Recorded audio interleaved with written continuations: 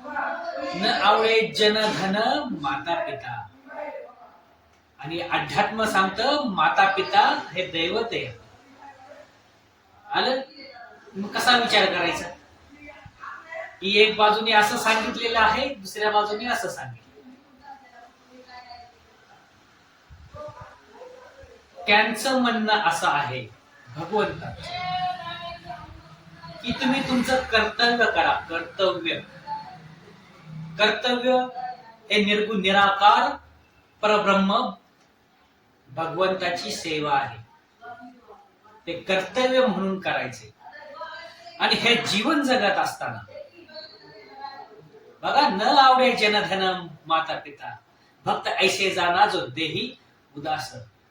याचाच अर्थ म्हणजे आई वडिलांना सोडून द्या असा नाही होत, की धन हे सगळं सोडून द्या असा होत नाही. आपण आपल्या वरच्या बुद्धीने विचार करतो, बुद्धीच्या आतमध्ये जाऊन विचार करत नाही, कारण आपण कधी ध्यान साधना करत नाही. त्यामुळे त्यांना काय म्हणायचंय हे आपल्याला उमगत नाही, समजत नाही.